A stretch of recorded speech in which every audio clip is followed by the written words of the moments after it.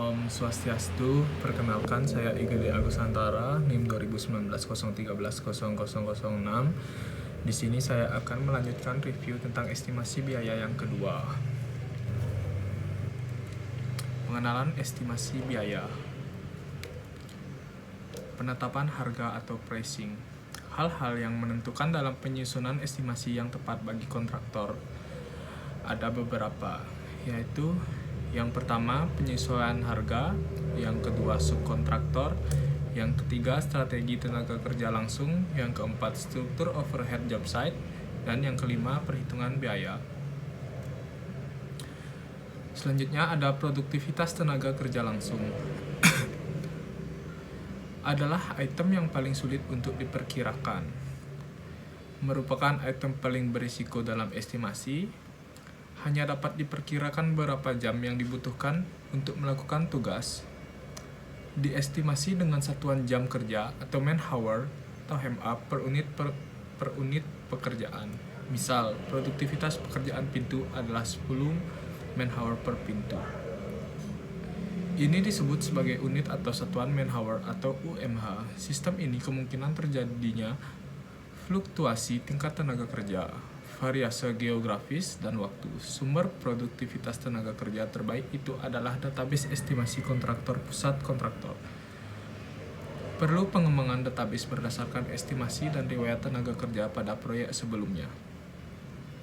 Sumber tingkat produktivitas tenaga kerja lainnya adalah database yang diterbitkan atau panduan referensi, misalnya data biaya konstruksi bangunan. Jumlah total dari jam kerja yang diperlukan menjadi sumber informasi untuk penjadwalan dan biaya. Selanjutnya ada tingkat upah kerja ditentukan oleh yang pertama, perusahaan tempatnya bekerja, lokasi kerja. Yang kedua, perjanjian serikat pekerja, itu pun jika ada. Yang ketiga, jenis pekerjaan yang akan dilakukan. Yang keempat, dapat berupa gabungan upah pekerja harian dengan mandor. Yang kelima, dapat berupa rata-rata dari gaji pekerja harian. Yang keenam, dapat juga menggunakan tingkat upah campuran yang memperhitungkan tukang, kayu, buruh, dan tukang batu serta tukang besi semuanya bersama-sama. Berikutnya ada pricing self-performing work. Item-item lain yang perlu diestimasi terkait dengan estimasi tenaga kerja. Yang pertama ada pajak tenaga kerja, kompensasi pekerja. Yang kedua, tunjangan serikat pekerja, FICA, atau jaminan sosial. Yang ketiga ada asuransi kesehatan. Serta ada pula harga material. Yang pertama, sumber harga satuan material terbaik adalah pemasok. Yang kedua, pemasok diundang untuk memberikan harga pada saat yang sama dengan subkontraktor di awal proses. Yang ketiga, sumber harga material lainnya adalah database harga di kantor pusat atau estimasi pada proyek sebelumnya. Dapat dilihat pada tabel berikut ialah pricing receipt sheet. Dapat diperhatikan pada tabel ini. Yang berikutnya, penetapan harga pekerjaan yang disubkontrakkan. Sumber harga subkontraktor terbaik adalah berasal dari subkontraktor itu sendiri. Kontraktor umum harus memperkirakan cakupan kerja subkontraktor di dalam perusahaan untuk menyempurnakan anggaran kasar atau awal dan untuk memeriksa kewajiban tawaran subkontraktor yang telah diterima. Yang ketiga, estimasi GC kantor pusat untuk pekerjaan subkontraktor ini disebut sebagai perangkingan besaran estimasi. Yang keempat, kontraktor dapat menolak atau menerima penawaran dilihat dari estimasi awal kontraktor.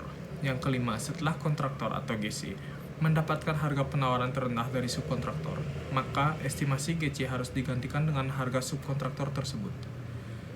Yang keenam, perlu dibuat tabel spreadsheet penawaran untuk membantu dalam menganalisis perbandingan penawaran yang diterima dari subkontraktor dan supplier material pada saat pelelangan. Berikutnya ada job site general condition. Biaya kondisi umum job site proyek bersifat khusus. Estimasi kondisi umum job site bergantung pada durasi pelaksanaan, sehingga kontraktor harus memiliki gambaran tentang durasi konstruksi proyek. Ada pula proses untuk menyiapkan rangkuman jadwal kegiatan. Yang pertama, memanfaatkan pengalaman masa lalu. Yang kedua, estimasi jam kerja langsung. Yang ketiga, menghimpun masukan dari pengawas atau pelaksana proyek. Yang keempat, tim proyek akan membuat jadwal secara kasar berdasarkan usulan jam-jam kerja, kompleksitas proyek, dan masukan awal subkontraktor tentang durasi dan pengiriman atau delivery. Durasi proyek. Durasi proyek sangat ditentukan dari faktor-faktor berikut. Yang pertama ada kompleksitas proyek, yang kedua ada kondisi lokasi, yang ketiga tenaga kerja yang tersedia, yang keempat pengiriman material dalam jangka waktu lama, yang kelima ada cuaca.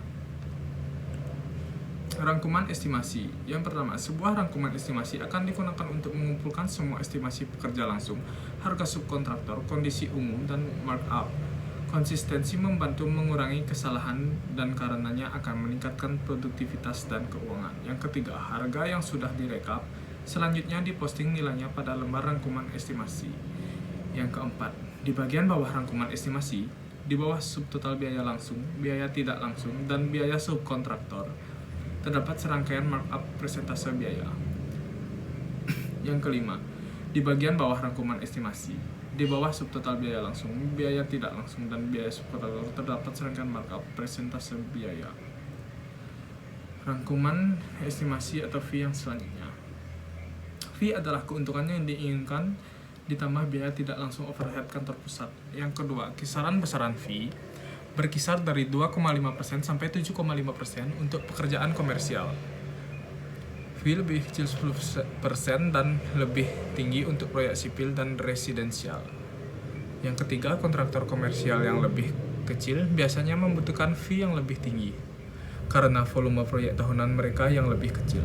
Yang keempat, jika kontraktor atau GC melakukan sendiri sebagian besar pekerjaannya, kontraktor memiliki peningkatan risiko yang proporsional membutuhkan fee yang lebih tinggi. Berikut dapat dilihat dari tabel di samping rangkuman estimasinya.